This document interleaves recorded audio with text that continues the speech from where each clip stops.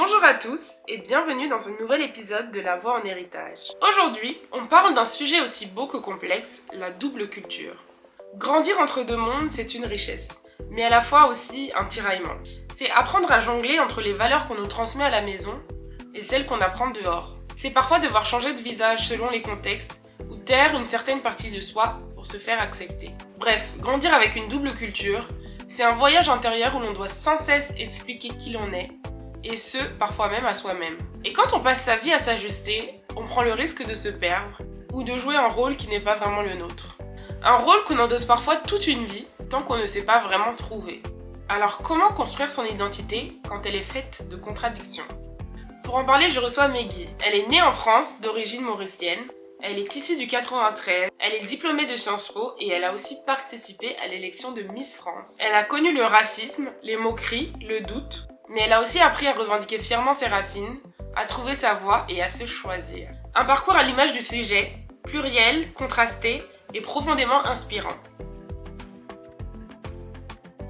Aujourd'hui, nous sommes avec Meggy, que j'ai la chance d'accueillir. Comment tu vas, Meggy? Ça va super, après les sushis que tu m'as offerts. Bon, je suis contente que tu aies bien mangé au moins. Tu vas commencer tout d'abord par te présenter. Donc, comment tu te présenterais avec tes propres mots? Voilà, qui es-tu? Qu'est-ce que tu fais dans la vie? Qu'est-ce que tu aimes? Non, mais c'est juste que dire, tu vois, de façon concise. Ouais. Alors, qui suis-je? Meggy Piagnandi. J'ai 31 ans, je suis d'origine mauricienne. J'ai grandi en Seine-Saint-Denis. J'ai vécu du coup au Blanc-Ménil et à Paris, on va dire, parce que j'ai fait mes études à Sciences Po Paris, donc j'ai toujours eu un pied à Paris toute ma vie, sauf une année que j'ai faite à New York, quand j'avais 20 ans, dans le cadre de mon année à l'étranger. Et en job, j'ai bossé essentiellement dans ma vie d'adulte, on va dire à L'Oréal, à la fondation et après à la communication corporate. Et j'ai quitté il y a presque 3 ans maintenant pour me lancer dans le cinéma en tant que scénariste, actrice et finalement réalisatrice, chose que j'avais pas forcément prévue. Mais voilà, en tout cas, je veux raconter des histoires et c'est un peu le grand rêve, projet de ma vie. Waouh, écoute, je te souhaite que ça puisse se concrétiser très vite. Pour bien comprendre qui tu es, on va commencer par le commencement, le début, c'est-à-dire l'enfance, par ton quartier, ta famille, tes racines en fait, aux endroits où tout a commencé. Donc si on repart du début, tu es née en France, d'origine mauricienne, et dans le 93. Je suis née à Paris. À Paris, ouais. J'ai vécu à Paris avant de déménager en banlieue vers 6-7 ans. Voilà, ok. Et bien justement, tu vas nous parler donc tout d'abord de ta culture mauricienne. Donc quelle place prenait la culture mauricienne chez toi? Donc comment tu as été élevée avec ces valeurs-là? Déjà, quelles sont-elles? Et ensuite, nous dire un peu plus sur cette culture. Quelles sont les valeurs mauriciennes? Je dois bien m'exprimer là, sur cette partie-là. Quelle vaste tâche. Comment j'ai grandi? En vrai, j'ai toujours dit que j'ai grandi dans un foyer mauricien. Mes deux parents sont mauriciens. Donc je suis 100% mauricienne d'origine. Et après française, parce que c'est mon pays, j'ai grandi ici.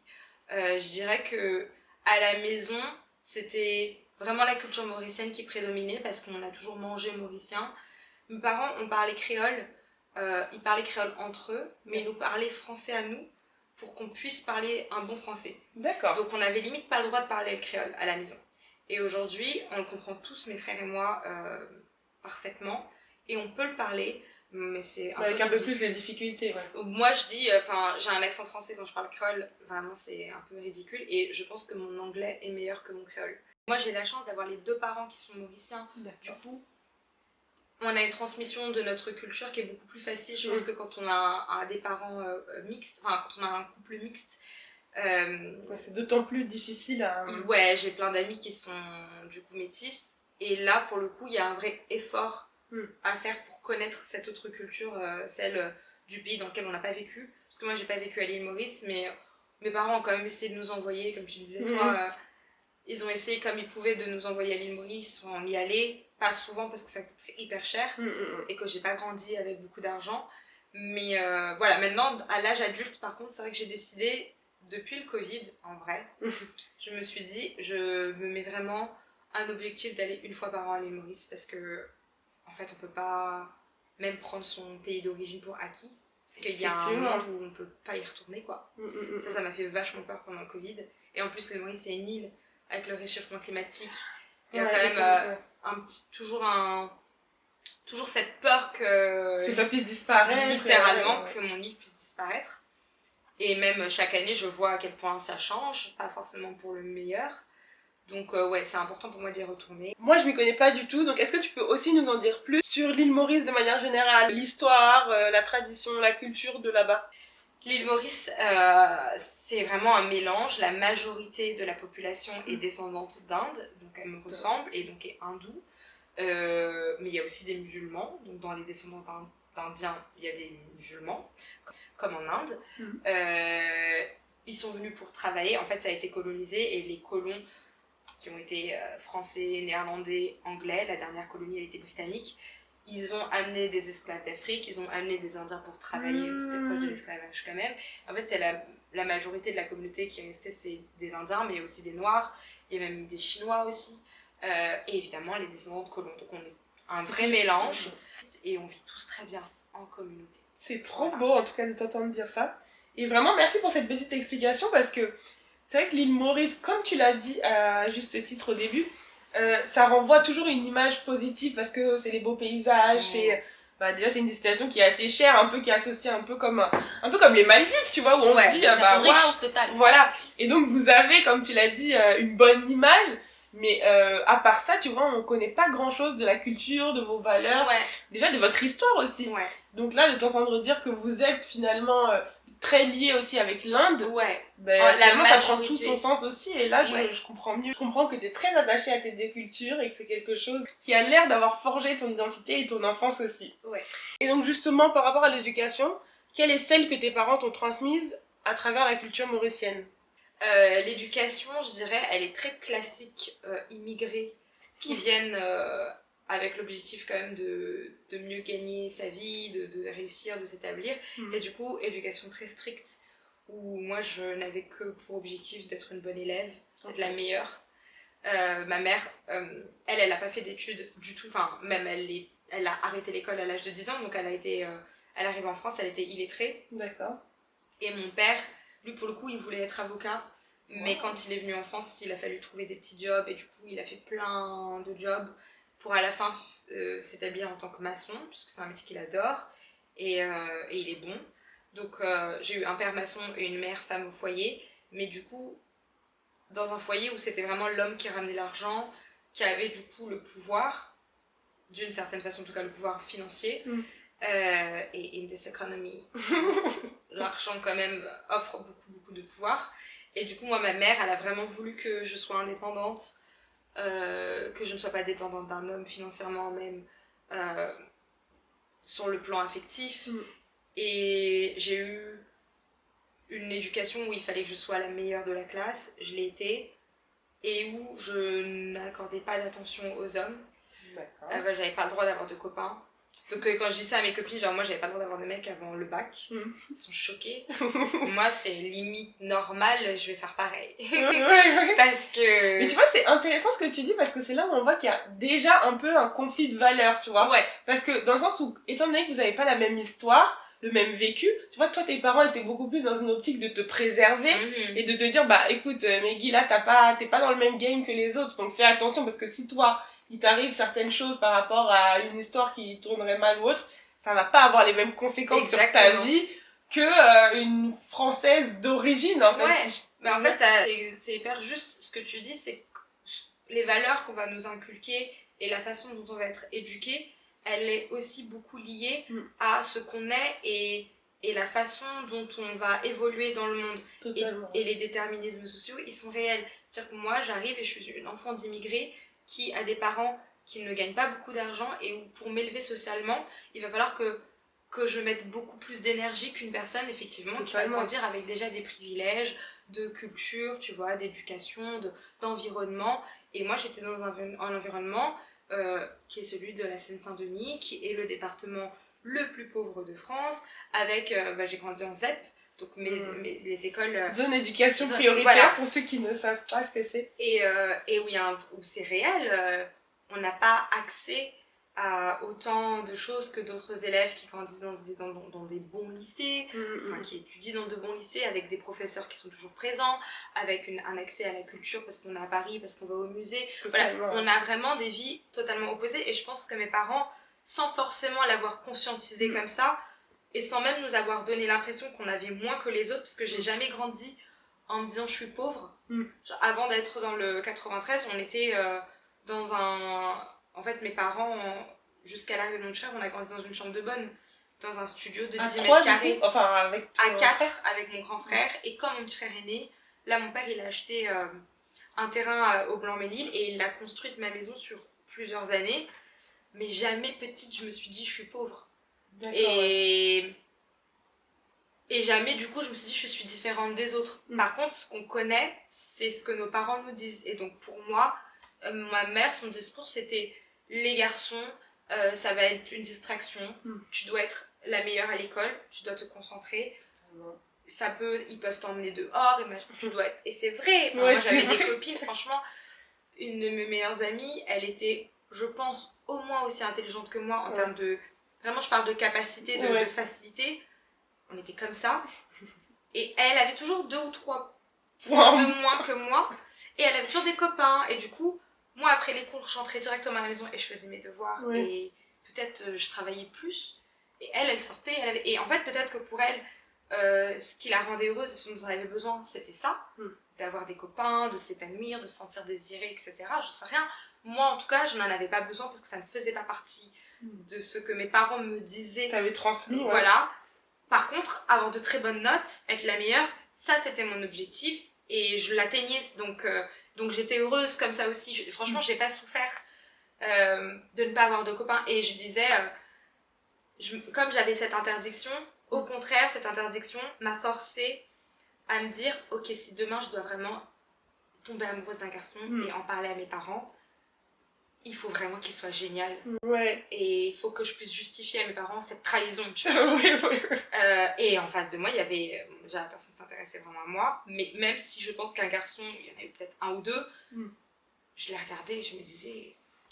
Tu t'en vaux pas la peine. Est-ce que, littéralement, tu ne vaux pas la peine d'une dispute avec mes parents, de toute une conversation sur pourquoi et puis je vais pas tomber amoureuse de toi-même. Je vais pas. Ma mère, vraiment, elle m'a élevée pour avoir des hauts standards vis-à-vis des hommes.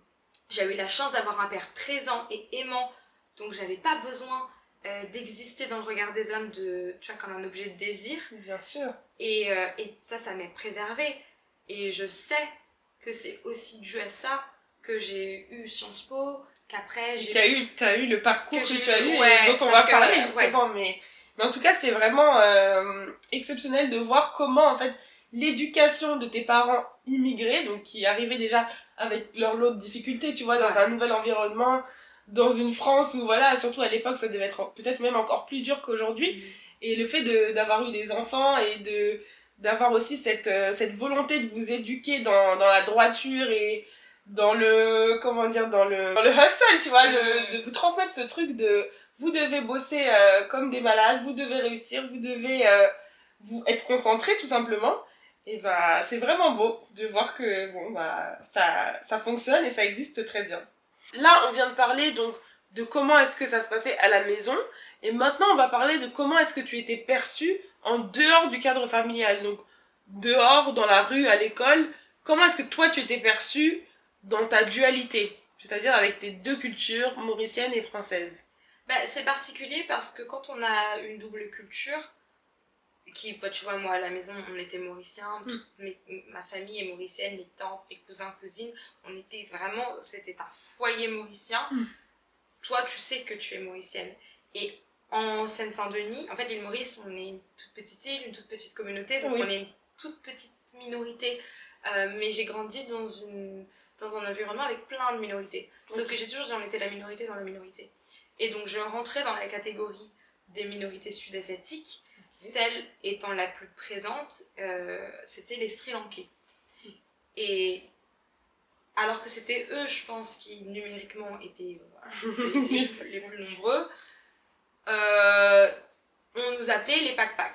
Les Pakis, les Pak-Pak. Pakistanais. C'est-à-dire que toi, on t'associait à une Pakistanaise? Moi, on me disait, mais je pense qu'ils disaient ça sans même savoir ce que ça voulait dire. C'était juste, on nous met toutes dans la même catégorie parce qu'on a à peu près la même couleur de peau. Donc en fait, t'es brown, t'es une paki.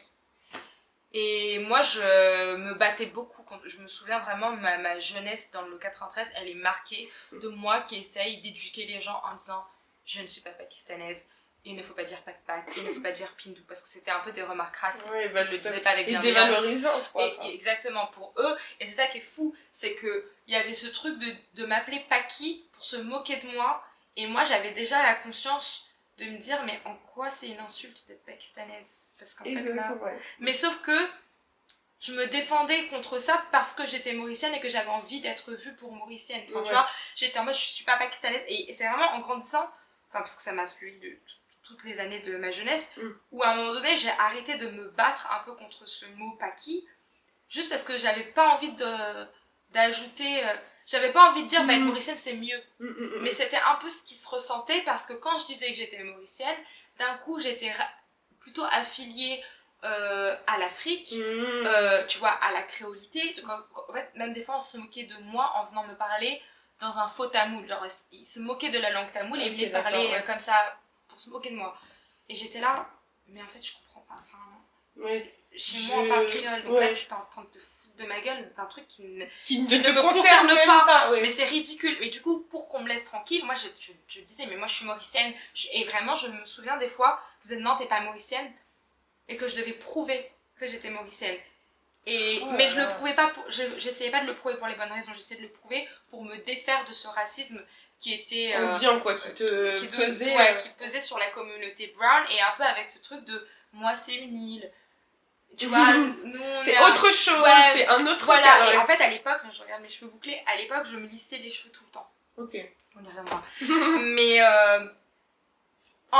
si j'avais été comme ça, j'aurais déjà été plus, je pense, associée aux femmes des îles, aux Antillais, qui eux avaient aucun problème. On se moquait pas d'une fille parce qu'elle était guadeloupéenne. Ma meilleure amie était guadeloupéenne, donc on ne se moquait jamais d'elle sur le fait qu'elle soit guadeloupéenne.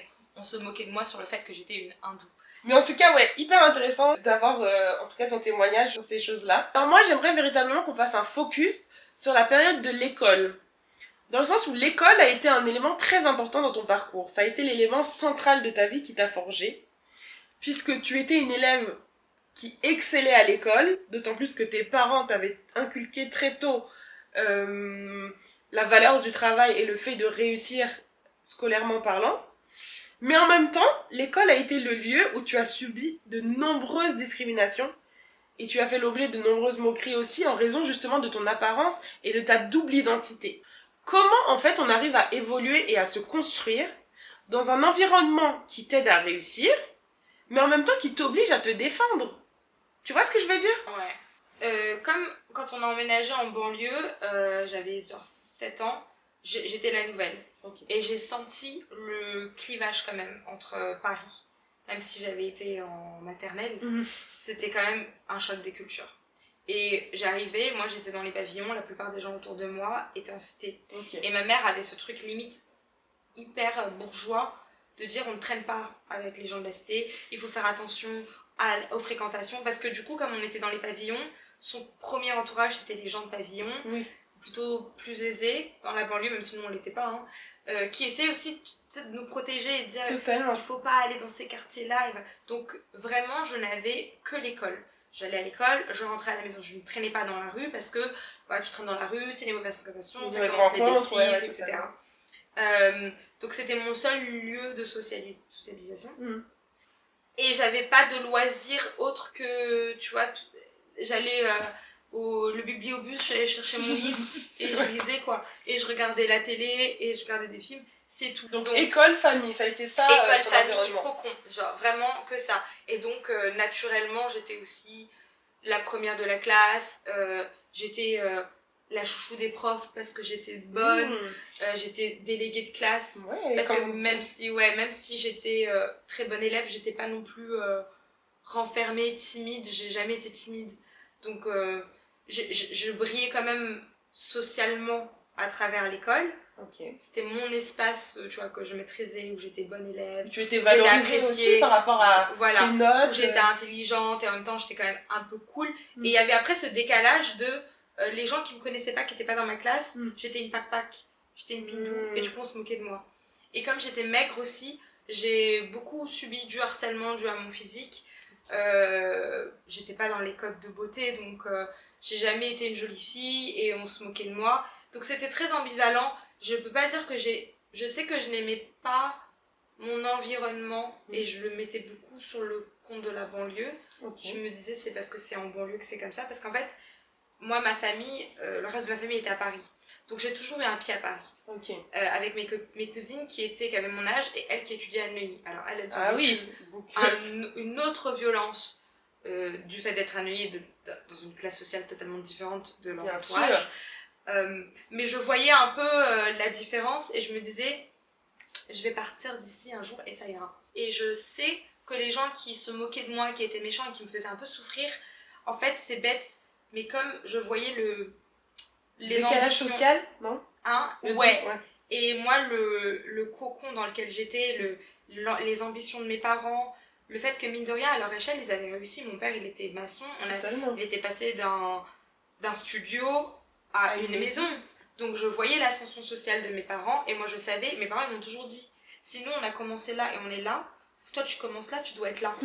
Et c'est vrai, je me disais moi j'ai de la chance comparé à mes parents et comparé aux autres, je les regardais et je me disais mais moi je vais me barrer d'ici. Moi je vais voyager. Moi je vais m'en sortir. Genre moquez-vous de moi, mais en fait ça va. Ouais. Et c'est horrible mais j'avais raison parce que des fois je retourne au Blanc-Ménil et je me souviens, il y a une année, parce qu'après du coup j'ai fait mes études, mes parents m'ont donné le goût du voyage. Dès qu'ils avaient un peu d'argent à la fin de l'année, on faisait un grand voyage, ils claquaient tout. Mes parents c'était bon vivant. Donc mon père, on a beaucoup voyagé quand on était petits. Et enfin beaucoup. Plus qu'en tout cas les gens de mon entourage. La norme de ton environnement. Même aller à Paris. Même aller à Paris, je me souviens qu'il y avait des gens dans ma classe qui n'avaient jamais vu la Tour Eiffel. Et moi, ça m'avait choquée, parce qu'on avait toujours des amis de la famille qui venaient, et du coup, on leur faisait le petit circuit touristique parisien.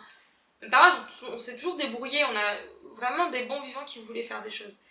Et il y a une année où, après avoir fait plein de voyages, vécu à New York, vraiment ouvert mon cercle, vécu une vie très différente de celle que je soupçonnais de mon entourage avec lequel j'avais grandi. Tu sais, je vais au Blanc-Ménil et je vais au centre commercial avec ma mère un jour et littéralement c'est un copain de collège qui me sert mon café au Starbucks, tu vois, à l'époque où j'allais encore au Starbucks. Et là, ouais, tu te dis, ça c'est sa vie. Ouais. Et on a quoi, 25 ans, 26 ans, mais moi, si je dois servir du café, c'est mon job étudiant à côté. J'ai fait plein de jobs et il n'y a pas de sous-métier. Totalement, ouais, ça c'est. Mais il y a un vrai truc où en fait on a grandi en France et on a eu les mêmes chances. Voilà, on a été dans le même endroit, donc pourquoi moi j'ai cette vie là et pas toi? Et il y a plein de choses qui l'expliquent. Et il y a des éléments qui sont plus ou moins la faute de l'individu.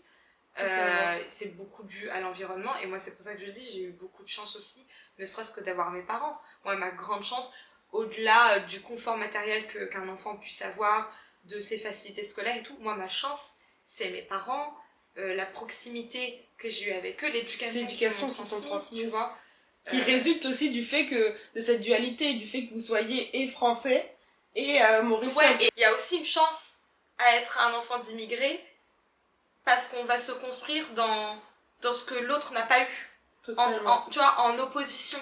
Et des fois grandir en opposition et faire les choses en opposition à ce qu'on n'a pas eu, bah ça te donne encore plus d'ambition, ça te donne encore plus de courage, force, ouais. Je sais que ça n'a pas toujours été facile, donc merci à toi de te livrer sur ces aspects-là et de nous en parler à cœur ouvert sur ce podcast. Donc maintenant on va avancer encore un petit peu et cette fois-ci on va faire un focus sur ton parcours à Sciences Po. Donc moi j'aimerais comprendre, donc tu vis cette période difficile à l'école, mais en même temps tu t'en sors quand même, et ensuite tu décides de faire Sciences Po. Donc Sciences Po, qui je le rappelle pour les personnes qui nous écoutent, est une école donc de sciences politiques, mais pas que, qui est une école très prestigieuse, très reconnue en tout cas à Paris et en France de manière générale, je pense aussi à l'international. Donc j'imagine Meggy que le fait d'entrer à Sciences Po, c'était quand même une consécration de tout ce que tu pensais possible jusqu'à présent et de tous les efforts aussi que tes parents avaient investis sur toi depuis ta naissance finalement.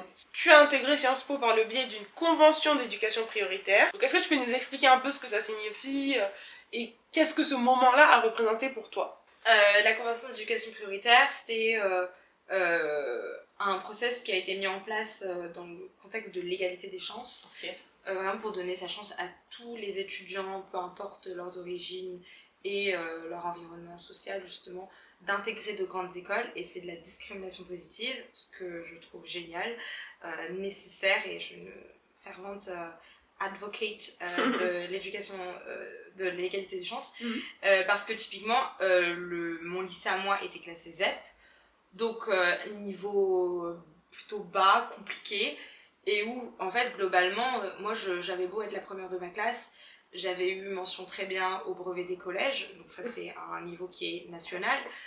Je ne savais même pas ce que c'était que Sciences Po. Et je voulais faire de grandes études, mais concrètement, je ne savais même pas ce que ça voulait dire, parce que je n'avais pas de connaissance de ces écoles. On nous en parlait pas non plus, les professeurs. Mes parents, qu'est-ce qu'ils en savent aussi. Et comme il y avait la classe de sciences politiques dans mon lycée en dernière année, et que moi j'étais allée en filière S, parce que les bons élèves font S, et en fait j'avais pas du tout l'esprit scientifique, ça me manquait vachement les matières littéraires et l'histoire et les sciences sociales. Et donc quand on nous a proposé, on nous a présenté Sciences Po, j'ai dit ah ça peut être intéressant. Je pensais pas à l'école, je me disais juste ah je vais faire des sciences sociales. En fait tu n'imaginais même pas la portée de ce que c'était Sciences Po. Je savais que c'était pour préparer cette école et on me l'a présenté, mais c'était très abstrait et je comprenais que c'était une école très difficile à intégrer, alors même que j'étais la meilleure de la classe. Je comprenais que c'était un truc vraiment des gens brillants. Donc il y a eu la question vraiment qui s'est posée de est-ce que je tente Sciences Po là vraiment, et j'y croyais pas, et ma meilleure amie à l'époque me disait mais bien sûr que tu peux l'avoir, et des profs aussi qui disaient mais bien sûr que tu peux l'avoir, parce que même si j'étais intelligente, là pour le coup c'était difficile, j'étais c'était un autre niveau. Ouais, et donc j'ai préparé le concours, et alors que l'année se déroulait, là je me rendais de plus en plus compte à quel point c'était l'école de mes rêves. Quand je comprenais, c'était vraiment, je regardais le programme, et je disais je vais apprendre ça. Au-delà du côté c'est une grande école, tu vas être à Saint-Germain-des-Prés, moi c'était vraiment les cours, parce qu'en fait j'aimais l'école. Ouais, donc t'as toujours eu ce côté où t'as toujours aimé apprendre quoi. Ouais, et j'étais perdue dans les sciences. Mon prof de français s'était battu pour que j'aille en L, et moi j'étais têtue et j'ai dit non, les meilleurs élèves vont en S, je vais en S, peut-être que je voudrais être médecin. J'avais pas du tout ce qu'il fallait pour être médecin, donc j'étais un peu perdue scolairement, et Sciences Po ça m'a redonné un peu le goût de l'école, et ça m'a donné aussi une perspective après le lycée d'études qui allaient m'épanouir. Totalement. Et à partir du moment où j'ai compris que c'était les études que je voulais faire, j'ai tout donné, et c'était vraiment mon rêve d'y entrer. J'ai totalement mis entre parenthèses mon année de terminale, genre la vie sociale, c'était vraiment, j'étais encore plus studieuse que d'habitude, et c'était mon but, j'en parlais à mes parents, donc ils commençaient à être très investis. Quand ils ont compris c'était quoi Sciences Po, ma mère était l'école des présidents, ma fille présidente, oui, genre l'école des présidents. Elle savait pas c'était quoi Sciences Po, mais d'un coup ma fille ministre, ma fille présidente, ok, on soutient. Et donc voilà, et j'étais trop heureuse quand j'ai été admise à Sciences Po, genre vraiment c'était l'aboutissement d'une année de travail. Pour mes parents aussi, un peu la preuve que ça y est, ils avaient fait leur travail. Leur job quoi, ouais, totalement. Et quelle fierté. Ouais, pour mon père, maçon, qui pouvait dire à tous ses copains, ma fille elle va rentrer à Sciences Po, je sais que je leur ai vraiment donné et je suis la première de ma famille aussi à avoir fait de grandes études. Mon grand frère, à ce moment-là, il n'avait pas encore intégré une école de commerce. Mais mon grand frère, il avait fait bac STG, c'était pas non plus... Il était scolaire parce qu'il fallait faire des études, mais il était pas... C'était pas son univers. C'était pas son univers. Moi, si. Et voilà, et je sais que ça a été un vrai tournant, même dans le rapport que j'avais avec mes parents, où d'un coup, ils étaient en mode, on te fait confiance. Okay. Ça y est, maintenant t'es une femme. Et je me souviens d'ailleurs de mon père qui m'a fait... Mon père, il a toujours été plutôt en retrait dans l'éducation. Si j'avais eu que mon père, j'aurais été une princesse pourri gâtée, j'aurais eu l'ambition, j'aurais eu tout ce que je voulais. Voilà, heureusement il y avait ma mère pour te cadrer vraiment. Et il m'a toujours un peu laissé faire ma vie, entre guillemets, à suivre. Même, tu vois, les mecs, t'as pas le droit d'avoir de copains. Bah oui, bah maman, elle a dit t'as pas le droit. Et puis oui, t'as pas le droit, quoi. Voilà. Là, quand j'ai eu Sciences Po, je me souviens, il m'a donné la conversation, genre, give me the talk. Et ça m'avait trop touchée, parce que c'est très, très pudique dans notre famille, dans notre culture. Tu vois, en termes d'émotions, vous montrez pas trop vos émotions Non, mon père si avec moi, ma mère non. Pas de je t'aime, pas de câlin, pas de... Vraiment à la dure. Alors que ma mère, si tu la vois, elle est hyper chaleureuse, hyper lumineuse. C'est vraiment pas un cliché de femme dure. Mais avec moi d'une certaine façon. Tu vois, c'est la culture. C'est comme ça qu'elle aussi, j'imagine qu'on lui a pas fait de câlin et de bisous, voilà, donc elle le fait pas, tu vois. Mais pourtant, elle est très affectueuse et elle le montre de façon différente, en fait. Ça, l'amour et l'affection, ils se traduisent de façon très différente. Et totalement, ma mère, son love language, c'est de me cuisiner, enfin de me faire à manger. Et... un bon plat mauricien. Et tu vois, je révise, elle me faisait mes plats, elle mettait dans ma chambre, elle partait. Enfin, elle prend soin de moi même à travers mes aliments. Elle va me dire, j'ai vu que ça, c'était bon pour le cerveau. Tu vois, mignonne, vraiment. Donc c'est pas, je n'ai pas du tout souffert du manque d'affection de ma mère. Pas comment aller sur ce terrain-là.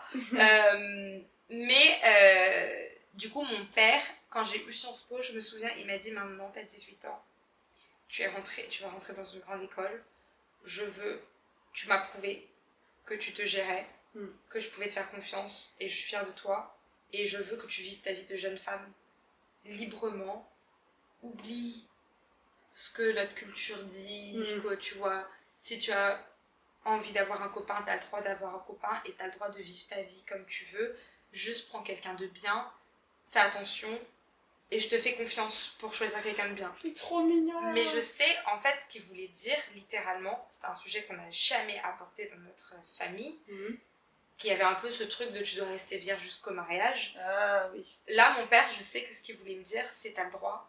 Il m'a dit t'as le droit de coucher. Ah ouais. La façon... Parce que je connais mon... Attends, il t'a dit ça avec... Enfin, en gros, il me l'a dit comme je te l'ai dit. Mais il m'a dit, tu as le droit de vivre ta vie de jeune femme telle que tu l'entends, et je te fais confiance pour choisir la bonne personne.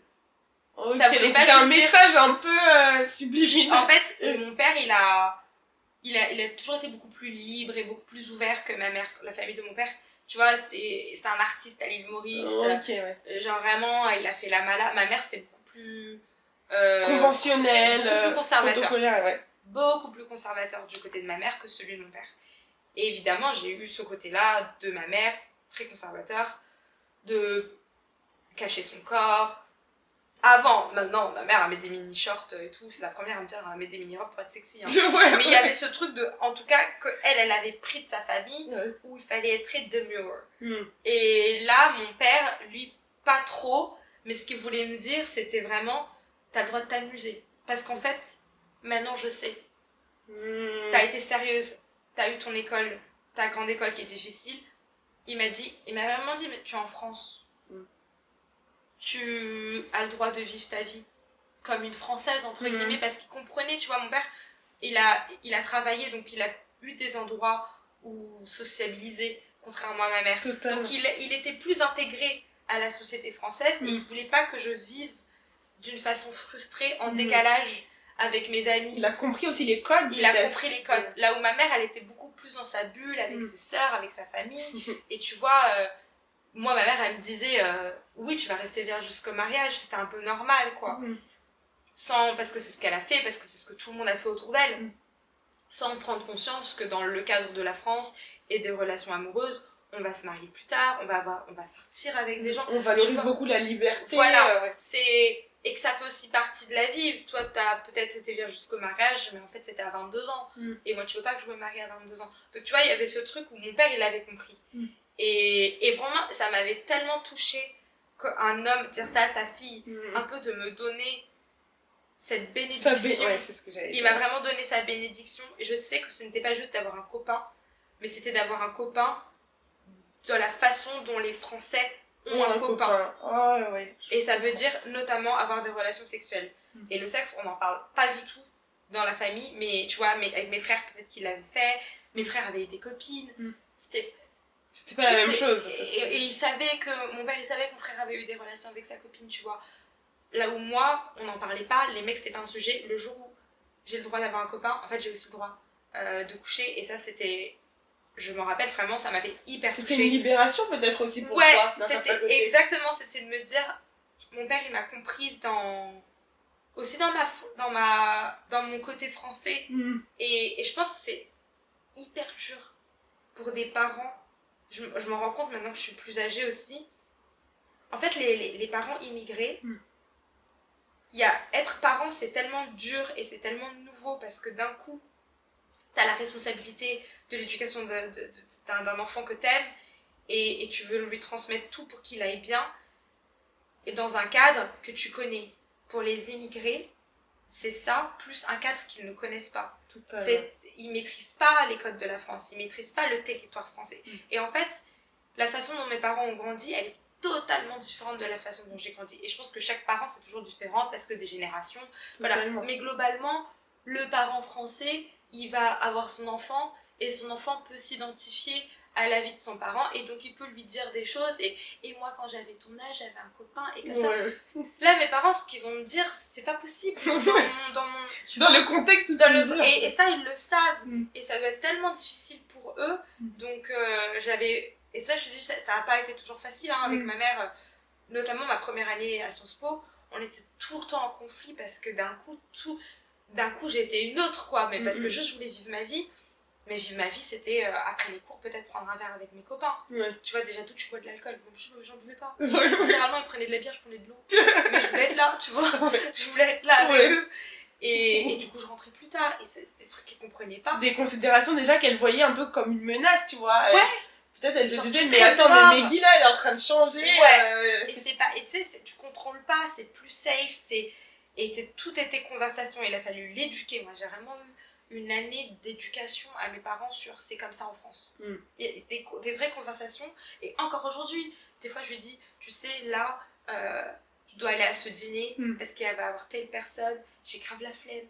Mais c'est important parce que c'est les contacts, c'est les réseaux. Il faut être dans ces espaces des fois. Donc oui, là, j'ai la flemme et je vais prendre mon RER. Vas-y maman, amène-moi au RER s'il te plaît. J'ai la flemme. Tu sais, c'est vraiment des mondes où il faut lui expliquer et elle comprend maintenant, ça y est, hein, ça fait 10 ans. Mais tu vois, il y avait eu toutes les bases à dire là, c'est important que je sois là pour être au même niveau que les autres. Et toi, quand tu veux que je réussisse, tu ne sais pas, tu avais une idée de comment réussir. Maintenant, moi, je suis une adulte et je te dis ça, j'ai compris, j'ai analysé la situation. C'est une situation que tu ne connais pas, mais c'est comme ça que je vais réussir. Donc laisse-moi. Et elle, petit à petit, elle m'a laissé. Et c'était un peu ça aussi, mon père, c'était de dire là, je comprends que tu es sur un terrain qui est différent d'une autre, mais par contre je te fais confiance et je veux que tu sois heureuse. C'est vraiment trop beau ce que tu dis, et d'autant plus que je perçois qu'au final, tu sais, on en parlait au début, tes parents t'ont beaucoup apporté dans ta vie, donc on disait que c'est le pilier vraiment de ce que tu es aujourd'hui, mais de ce que tu me dis, toi aussi tu as pu vraiment aussi les libérer aussi d'une certaine manière, et tu vois d'un certain poids aussi qu'ils pouvaient avoir par rapport à leur éducation, en fait ça les a rendus aussi plus libres déjà de devenir parents, et de devenir parents en France, tu vois ce que je veux dire, d'enfants français qui sont nés sur le territoire et qui ont une façon de voir la vie qui est complètement différente. Je pense que surtout pour ma mère, parce que mon père il s'en fichait toujours tu vois, de la communauté, du regard qu'il pouvait porter sur nous. Ça a toujours été le mec qui faisait ce qu'il voulait, égo très fier. Mais ma mère a beaucoup peur du regard et tout, et notamment avec les réseaux sociaux. Je l'ai beaucoup libérée en lui disant maman on s'en fiche, genre j'ai une photo de moi en maillot de bain. En fait, là, typiquement, si je vais montrer mon corps, in this economy, je suis mannequin, il y a des marques qui vont voir mon corps et qui vont se dire « Ah, peut-être elle peut faire de la pub pour du maillot de bain. » Et donc, grâce à ça, je vais gagner 2000 € parce que j'ai montré mon corps en maillot de bain. Est-ce que tu préfères que les gens ils se disent « Ah, Meggy, c'est pas une fille bien parce qu'elle montre littéralement son corps sur les réseaux, alors que toi, tu me connais et tu sais que je suis une fille bien. » Ou est-ce que tu préfères que je fasse de l'argent? Tu vois? Et d'un coup, alors t'as raison, monte tes fesses. Il y a un truc où non mais voilà, maintenant ma mère au début les premières fois sont toujours très violentes, tu vois, c'est pas notre culture. Même pour moi c'est encore bizarre de montrer mon corps sur les réseaux parce que c'est vraiment pas ma culture. Mes meilleures amies elles le savent, notamment les filles qui m'ont toujours dit mais si j'avais ton corps je le montrerais toujours. Moi, je crois que j'ai vraiment commencé à montrer des photos de moi en maillot de bain ces 2 dernières années, parce que j'ai quitté L'Oréal, que j'ai vraiment... Ce n'est que le mannequinat qui me rémunère aujourd'hui, et que je sais que ça fonctionne bien, et que même je peux avoir plus de likes, c'est horrible, mais je peux avoir plus d'attention sur les réseaux parce que je joue un peu des codes de la beauté, de la sexualité, sex sells, et maintenant j'ai le recul de me dire, je sais pourquoi je le fais, ça me dérange pas non plus aussi d'être un objet de désir sur les réseaux parce que j'ai 30 ans, que je suis très à l'aise avec mon corps, que de toute façon les maturité aussi. Voilà, tu vois, que le regard que les hommes peuvent poser sur moi, je me sens pas vulnérable, au contraire, c'est hyper empowered, c'est moi qui choisis de me montrer, je sais que je ne viens pas entacher ma culture, cracher sur ma culture parce que je la respecte à d'autres endroits et que je ferai pas tout comme mes parents, comme les Mauriciens, comme les Hindous. J'ai trouvé mon équilibre, tu vois. Totalement. Et c'est quelque chose aussi que je partage avec mes parents et ma mère, et notamment sur le côté femme, et se montrer et être ok avec ça. Maintenant, vraiment, c'est ma biggest cheerleader. Alors moi j'aimerais savoir, donc tu débarques à Sciences Po, c'est un changement total d'environnement. Comment tu as été perçue par rapport à ton apparence à ce moment-là? Est-ce que subitement les gens ont commencé à te trouver trop belle? Et qu'est-ce que ça t'a appris sur la notion de beauté et d'identité? Parce que finalement on se rend compte que d'un endroit à l'autre, d'un univers à l'autre, on peut ne pas du tout être perçu de la même manière. Ouais, bah totalement, ce que t'as dit, un choc des cultures, d'un coup, je peux pas dire j'étais jolie parce que, mine de rien, je restais une minorité, j'étais noire, enfin, typée indienne, donc là, d'un coup, j'étais souvent la seule noire dans la classe. Ouais. Et c'était quand même, j'étais pas non plus la figure de beauté. Ouais. Par contre, il y a un truc qui était nouveau pour moi, c'était le fait que mon corps soit beau, parce que j'étais fine. Et ça, j'avais très honte de mon corps maigre. D'un coup, c'était un atout, chose que je comprenais pas. À Sciences Po, j'ai compris après qu'il y avait plein de garçons qui me trouvaient jolie, mais je les intimidais. Et ça, ce mot, ça me poursuit. J'intimide les hommes juste parce que je parle. Et je suis jolie, mais il y a un truc de vraiment, je leur fais peur. Et du coup, on venait pas me draguer. Ok, et juste parce que t'étais assez extravertie. Bah, je savais pas à l'époque, moi je me dis, je plais à personne. C'est un peu après, en master, que t'as commencé à voir qu'en fait. Ou des mecs qui m'ont dit, je te kiffais à cette période-là, machin. Et j'étais en mode, Et même maintenant que je suis plus adulte, je le vois, je le sais. Mais mon ex, qui est un mec sublime, vraiment, je l'ai beaucoup montré. C'est le même là, du coup, le Canadien, ou rien à voir? Non, là, c'était vraiment mon ex avec qui j'ai été en couple 3 ans. Ouais. Afro-américain. Vraiment une gravure de beauté, objectivement. C'est pas parce que j'étais amoureuse, il était très très beau. Il m'a dit que, on s'est rencontrés sur Bumble. Il m'a dit que s'il m'avait rencontré dans la vraie vie, dans un bar, il ne serait jamais venu me voir. Ah ouais? Et j'étais là en mode, mais tu peux pécho qui tu veux. Là, toi, là, avec ta tête, tu peux pécho qui tu veux.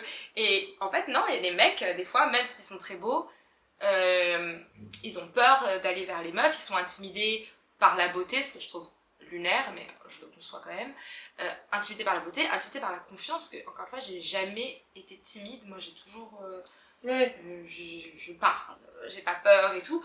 Donc il m'a dit qu'il m'aurait jamais approché. Et encore aujourd'hui, on me drague très peu. Mais vraiment très peu.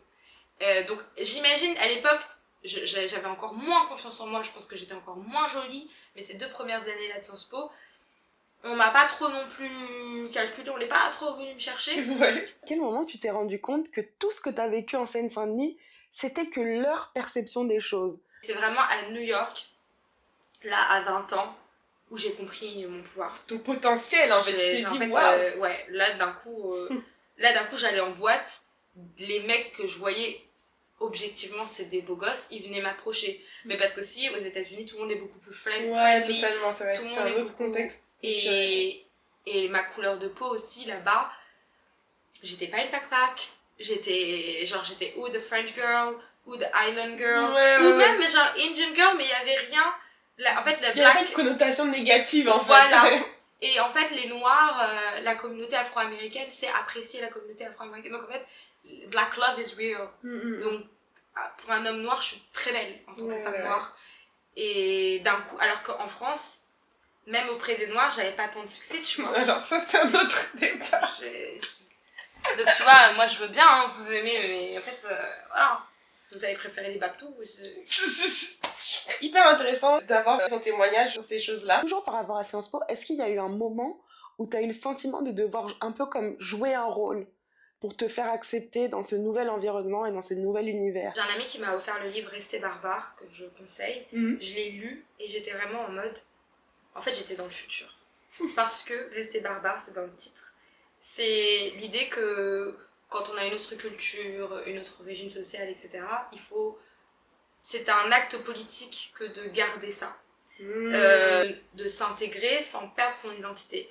Et moi, du coup, à Sciences Po, j'avais compris ça par exemple, avec mon langage. J'avais un langage très 9-3. Okay. Et ça choquait beaucoup de gens.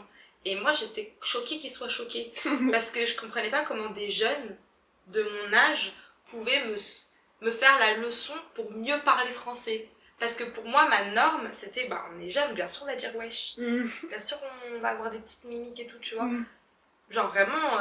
parler en mode 9-3 et du coup je me souviens que je disais souvent ta race et au début c'était vraiment en clash avec les gens et comme eux en fait j'étais une minorité, les gens de CEP on était une minorité et naturellement je me suis liée d'amitié avec ceux-là parce qu'on se ressent, parce qu'on a le même code, parce qu'on se sent accepté. Mais du coup moi j'étais en mode, en fait moi je me suis fait bolos toute ma vie dans le 9-3, là il n'y a personne qui va me bolos. Avec mon admission à Sciences Po, j'ai eu une confiance en moi et une légitimité à dire en fait, je vais être qui je veux. Je vais réussir dans la vie en étant qui je suis. Et qui je suis, c'est une meuf du 9-3. Donc si ça te déplaît comment je parle, c'est ton problème. Mais moi, je vais pas commencer à parler un français soutenu avec quelqu'un de mon âge. It seems weird. Je vais le faire avec mes professeurs. Je l'ai toujours fait. Je sais adapter mon langage. Mais il y avait ce truc de revendiquer, sans que je le sache. C'était totalement inconscient. Par contre, ce qui était conscient, c'était que ça me paraissait vraiment inconfortable de changer ma façon de parler, ma façon de m'habiller. Parce que c'est ton identité en fait. Parce que c'est mon identité. Ouais, j'ai jamais été quelqu'un qui a honte de qui elle est et avec aussi ce recul de dire mais pourquoi je vais avoir honte de venir du 93 et de parler de c'est littéralement mon langage, c'est ma culture. Genre, pourquoi je vais avoir honte de ça? C'est fou. Et donc j'étais j'étais moi-même quoi. Et je me souviens que j'avais lancé un peu la mode du Taras. les petits baptous là, des beaux quartiers. Ils aiment trop au départ faire les choquer. Et après adopter. S'approprier parce qu'il y a Jules qui va parler d'une certaine façon. Et donc en fait voilà, moi j'étais là, je suis une meuf du 9-3, know it. Et ce qui est drôle, c'est que vraiment j'ai jamais été dans les tendances. J'ai vraiment pas de... Je suis vraiment pas quelqu'un qui est pressurisé par la société. Je sais pas comment. Côté verso, je m'en tape le dos en fait, dans ce qu'on pense de moi. Du coup, dans le 93, je m'habillais toujours comme la parisienne, parce que j'aimais bien, parce que j'étais mince, j'adorais Audrey Hepburn, donc je suis vraiment des looks improbables. Je mettais des tu devais être trop belle! J'étais trop belle, moi je kiffais, on se foutait de ma gueule, ah tu fais trop la parisienne, moi je me ouais. Merci. Et alors moi c'est un compliment en fait. Et du coup quand je suis arrivée dans le 93, je me suis toujours plutôt bien habillée. À la parisienne en tout cas. J'ai toujours été stylée. Genre, et ça je le sais, on m'a toujours dit mais tu t'habilles bien. Et j'ai cultivé ça parce que j'aimais la mode. Et du coup, il y a beaucoup de gens qui ne m'associaient pas au 9-3.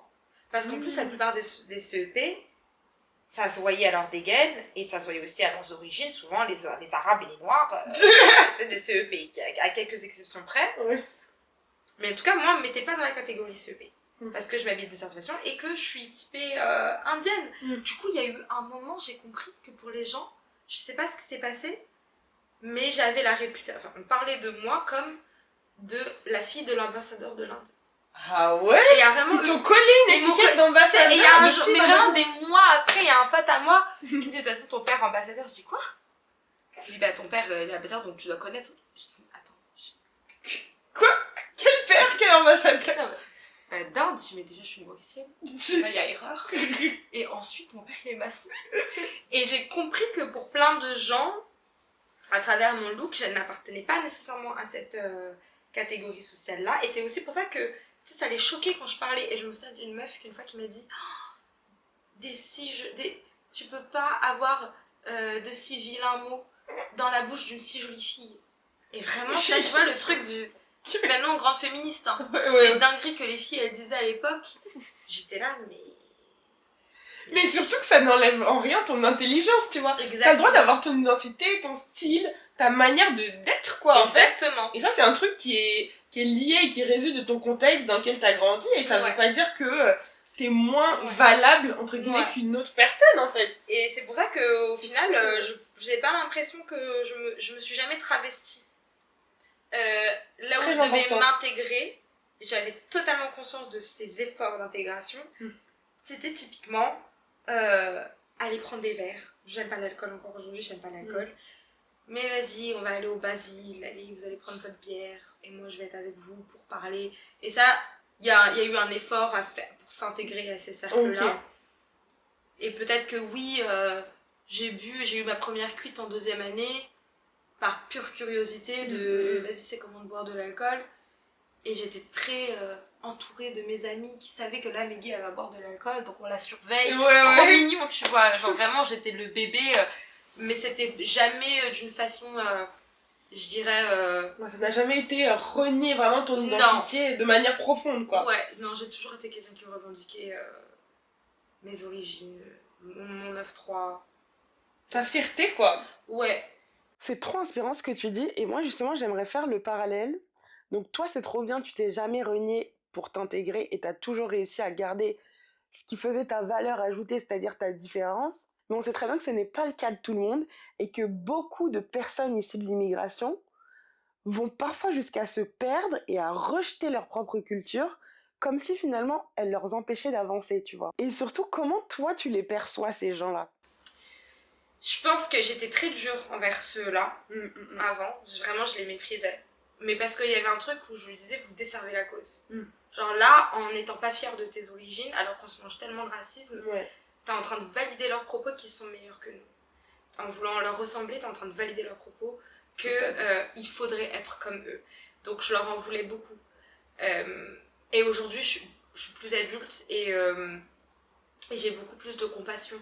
Parce que je me rends compte que la façon dont je suis, c'est pas moi et ma force. Totalement. C'est juste la chance que j'ai eue d'avoir des parents qui m'ont transmis ça. Et peut-être un peu aussi de ma personnalité. En fait, il y a tellement de facteurs qui expliquent ce qu'on est qu'on peut pas blâmer les gens d'être a certain way. Qu'il y a des choses qu'ils maîtrisent, des choses qu'ils ne maîtrisent pas. Mais qu'à la fin de la journée, pour moi, ces personnages, je dis toujours, je les appelle un peu genre les Noirs qui s'ignorent, les Arabes qui s'ignorent. Genre, les personnes qui ignorent leur culture et leur héritage, ils s'ignorent. Ouais, totalement. Une partie de eux-mêmes et de leur identité. Et moi, je le vois, ils sont perdus. Je vois qu'ils ne sont pas ancrés, qu'ils ne sont pas forts, qu'ils ne sont pas épanouis et heureux au niveau que moi je connais. Parce qu'il n'y a rien de plus dur, je pense, que de ne pas être en phase avec son identité. Et donc ces personnes-là, je les regarde avec beaucoup plus de compassion aujourd'hui et j'ai vraiment envie de leur tendre la main. Et j'en connais notamment, j'ai des amis tu vois, qui sont métisses, qui ont fait un vrai effort, parce que c'est plus dur quand on est métisse, c'est qu'on a il y a vraiment un travail à faire. Moi, j'ai eu aucun boulot à faire pour apprendre le créole. J'ai été baignée dans le créole. Donc, j'ai pas aussi plus de crédit, tu vois, à connaître la langue de mon pays, alors qu'on me l'a balancé. Genre, merci mes parents. Mais eux, ils ont un parent qui leur a pas... En fait, ils ont beaucoup plus de mérite à aller s'éduquer. Tu vois, il y a un travail que je salue, et quand ils ne le font pas, je les encourage. Je leur dis... Et j'ai des amis du coup qui ont fait ce chemin-là, notamment parce qu'on a 30 ans là maintenant. Donc je vois que ça nous rattrape. Quoi. Oui, enfin, bah forcément. Moi, c'est peut-être pas sur mon identité et le rapport à ma double culture, mais pour eux, ça peut être ça. Et je vois qu'ils l'ont fait et ils vont tellement mieux que ça les remplit tellement de joie d'avoir fait ça. Et pour ceux qui ne le font pas, je les encourage et je leur dis, c'est important, essaie d'aller dans ton pays d'origine, parle à tes parents, pose des questions, entoure-toi aussi d'amis qui ont ta culture, tu vois. Totalement, en fait, c'est très important ça. Et je dis, et c'est ok de le faire de façon intentionnelle, il n'y a pas de honte à rattraper, tu vois, c'est pas parce que tu l'as pas été toutes ces années, que tu savais pas, que c'est trop tard et que du coup tu n'es plus légitime. Tu seras toujours légitime parce que ça fera toujours partie de toi.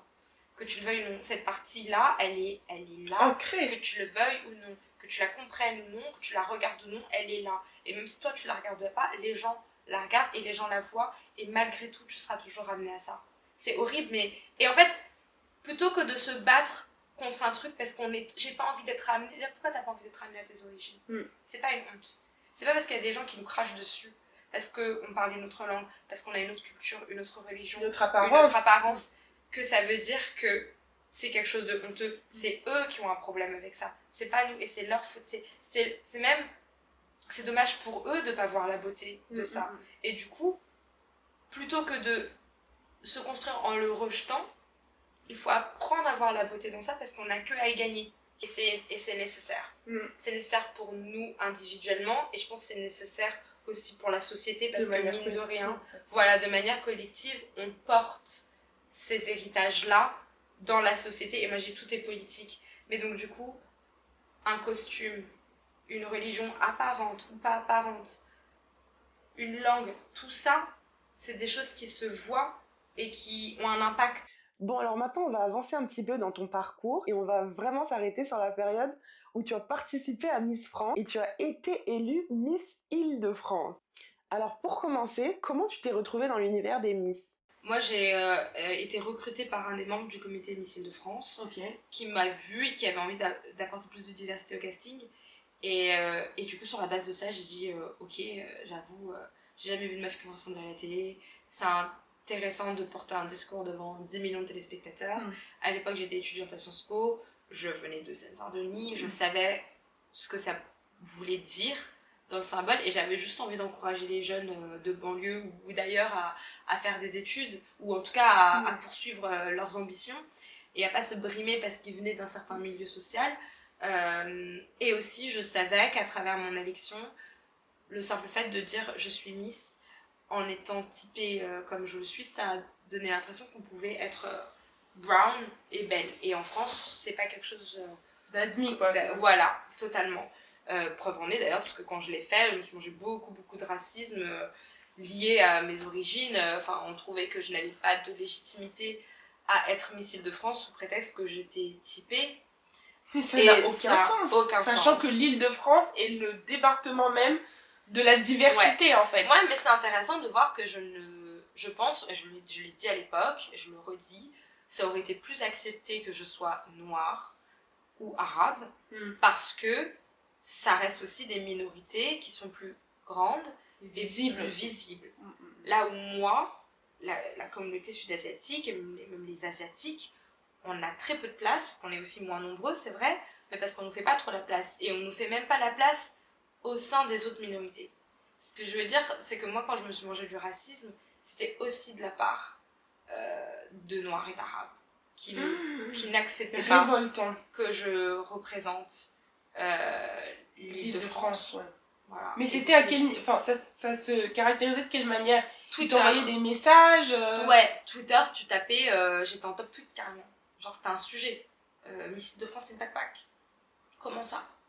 Et après, des gens qui m'envoyaient des messages.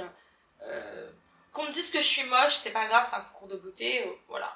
Mais qu'on me dise que je suis moche parce que je suis une backpack, c'était raciste en fait.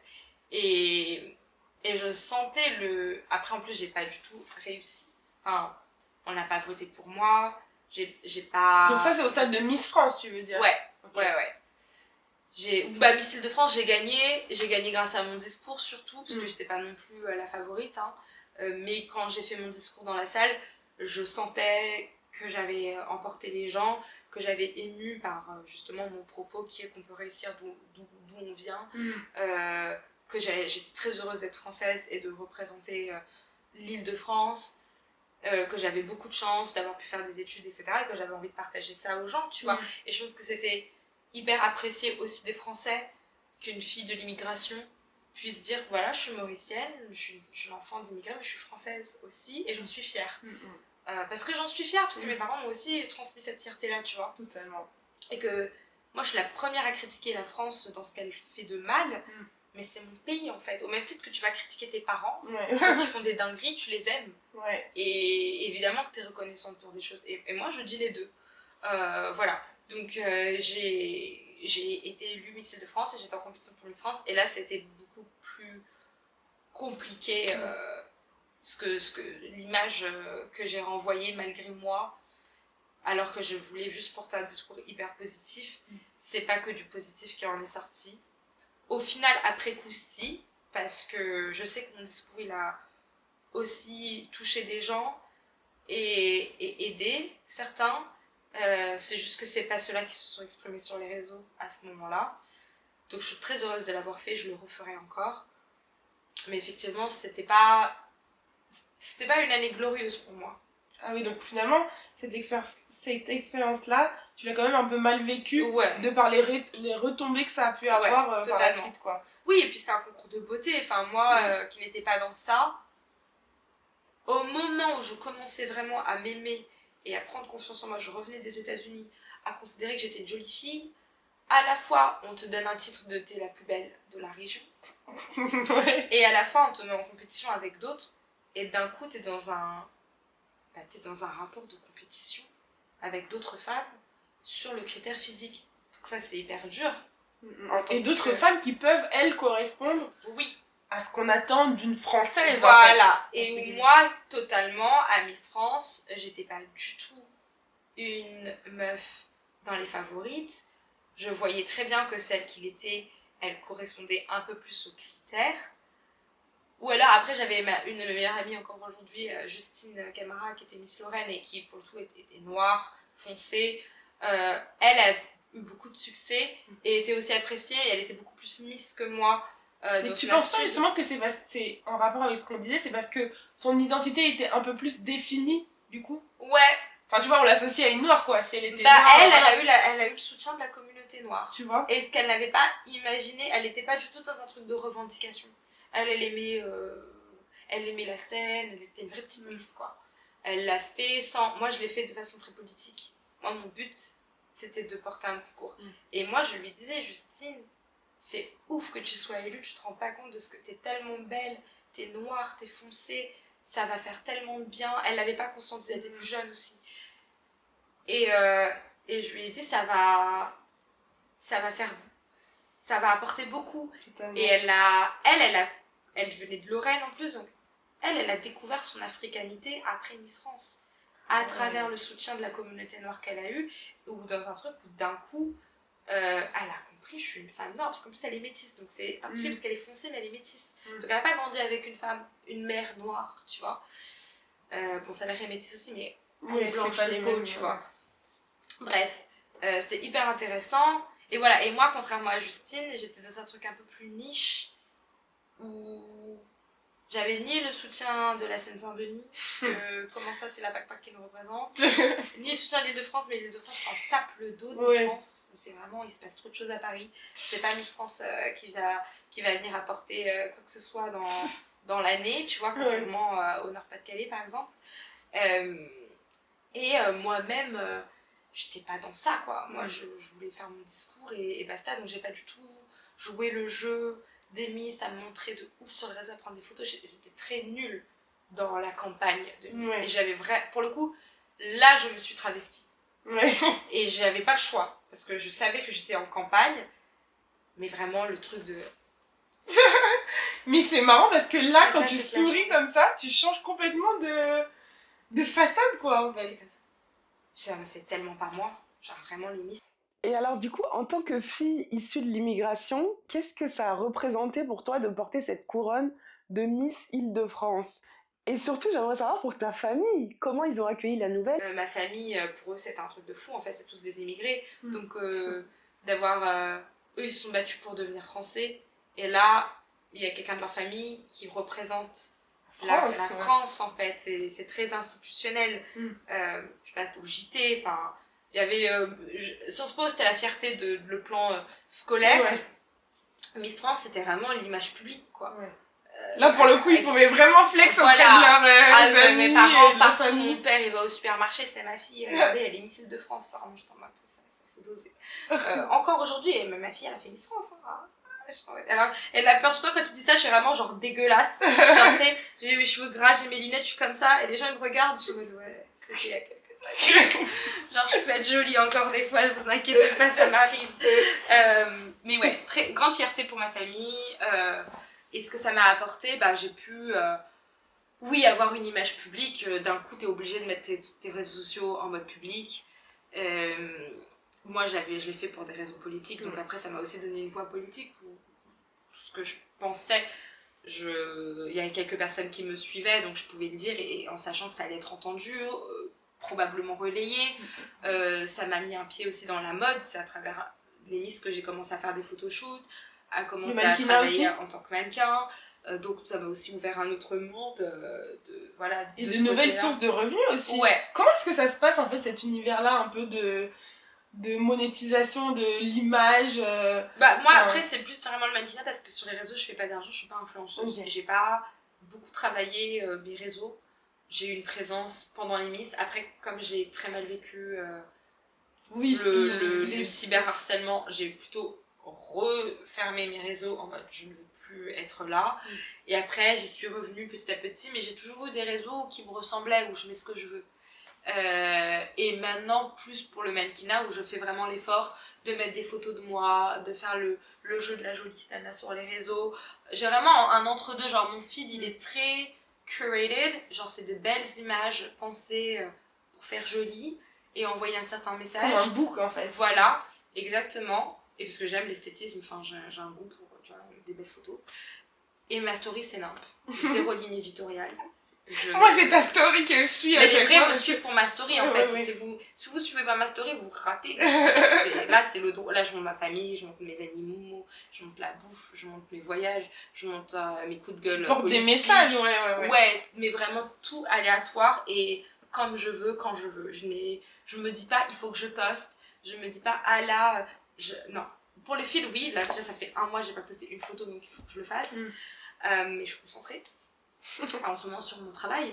Donc bref, voilà, j'ai un entre-deux, mais j'ai pas monétisé, j'ai pas réussi et je pense que j'en avais pas vraiment envie. Évidemment, je suis contente qu'on m'envoie des petits produits gratos par-ci par-là, ça me coûte rien de faire une story, donc n'hésitez pas, les marques. Mais c'est un vrai travail d'être influenceur, de créer du contenu et c'est pas un truc qui me ressemble. J'ai pas envie de mettre de l'énergie et du temps à créer du contenu alors que c'est pas ce que j'ai envie de faire de ma vie. Totalement, ouais. Écoute, dernière question, parce qu'on est dans un podcast qui s'appelle La Voix en héritage. Donc le but est de transmettre une leçon de vie aux auditeurs.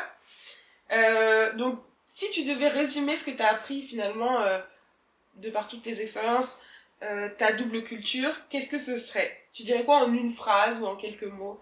Qu'est-ce que véritablement le fait d'avoir été partagé toute ta vie et aujourd'hui d'avoir pu réussir à te trouver t'a apporté? Qu'est-ce que tu en tires de toutes ces leçons et de ces apprentissages? Elle est dure ta question. Qu'est-ce que j'ai appris de ma double culture? Ouais. Je pense que ça va paraître hyper cliché, mais il faut vraiment s'aimer. C'est la clé.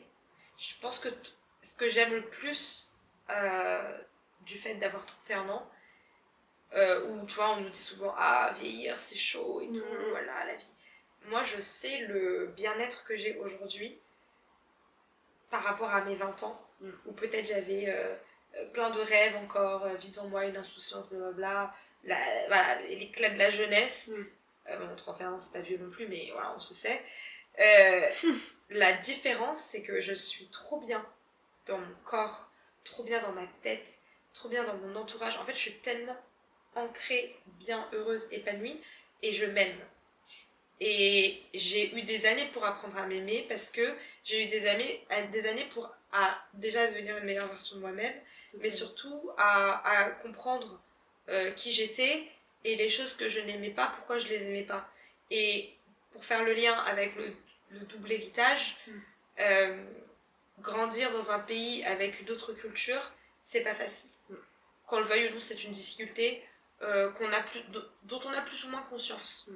Et moi, j'avais sous-estimé ça, parce que c'est ta vie et que t'avances et que voilà. Mais tu vois, un truc tout bête comme avant, c'était un stress que de sortir avec les cheveux bouclés.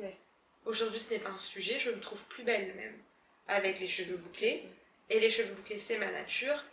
Et ma nature, c'est aussi d'être mauricienne et d'être cette femme qui ne ressemble pas à la majorité que je vois à l'écran. Et c'est pas grave.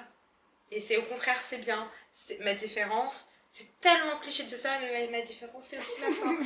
Non, mais c'est vrai, c'est ringard. Ouais, vraiment. Moi, c'est ringard de dire ça, mais Mais c'est la vérité en Mais fait. c'est la vérité. C'est comme la phrase, quand tu sais d'où tu viens, tu sais aussi Oui, où oui, tu oui, vas. going, vraiment, c'est it's facts. Et il y a un truc où moi je suis trop heureuse d'être qui je suis et je sais ce que je suis et j'y vois toute la beauté. Donc je suis blindée. Tu vas me dire ce que tu veux, même avec les mecs, tu vois. Des fois, là dans le dating, in this economy, c'est compliqué. C'est très compliqué. Des fois, il y a des mecs qui vont me dire des choses et franchement, je m'en fous. Ouais, Je suis en ouais. mode. Je m'aime. Vraiment, C'est l'essentiel. ça va, Ouais. ça va. Tu vois, un truc d'être blindé et je sais qu'on peut tout aimer. Et l'amour, il vient de la compréhension. Donc en fait, les choses que tu ne vas pas aimer chez toi, c'est parce que tu les comprends pas. Tu vois. Et une fois que t'as intégré ces aspects-là, Voilà. t'es blindé pour le Même restant de tes ta vie. défauts, tu vois, et des trucs chez moi qui peuvent m'agacer. Typiquement, des fois, j'ai beaucoup souffert hein, de mon côté engagé, où genre je vais pleurer hein, toute seule dans ma chambre. À cause d'une injustice? Ouais, ça va me prendre, vraiment. Et j'étais en mode, putain, pourquoi t'es comme ça? Ou je vais m'énerver avec des gens. Tu vois, ou je vais m'embrouiller. Je vais être là en mode, ah là, elle m'a tendu cette personne, alors qu'elle est très sympa. Toi, tu l'aimes bien, bah moi, je peux pas. Moi, elle m'a saoulée. Je suis en mode, détends-toi, Meggy, pourquoi t'es comme ça? Et ça m'énerve, tu vois, d'être dans un truc conflictuel. J'ai regardé ma charte astrologique. J'ai regardé toutes mes planètes et j'ai dit, that's literally who I am. C'est comme ça. Et je comprends que il y a un truc dans les étoiles qui a fait que moi, vraiment, l'injustice sociale, c'était pas possible, c'est ancré en moi. Et du coup, comme je le comprends, je l'accepte. Je l'accepte et maintenant je l'aime bien. Je suis en mode, bah ouais, c'est comme ça. Tu vois. Ouais, mais c'est beau ce que tu dis et c'est vraiment la leçon qu'on devrait tous tirer. Et le travail de toute une vie finalement, de cheminer vers sa propre nature. Ouais. Et vers sa vraie nature. Et d'autant plus comme le sujet d'aujourd'hui, quand on est issu d'une double culture. Et que tout vaut la peine d'être aimé. Genre vraiment, tu vois, un autre truc dont je me rappelais, de pas vouloir être associée au Pakistan, parce que je suis pas pakistanaise en fait. Et d'être en mode, je suis mauricienne un peu, genre c'est mieux. Ouais. Quand j'ai eu un ami pakistanais qui est américain et pakistanais, et qui a vraiment vécu entre les deux, et qui me cuisinait, il cuisine tellement bien de la bouffe pakistanaise, des trucs trop bons, et puis il me parlait de Lahore, et puis il me montrait des photos, j'étais là en mode, c'est magnifique, si j'avais été pakistanaise, j'aurais été trop fière. Ouais.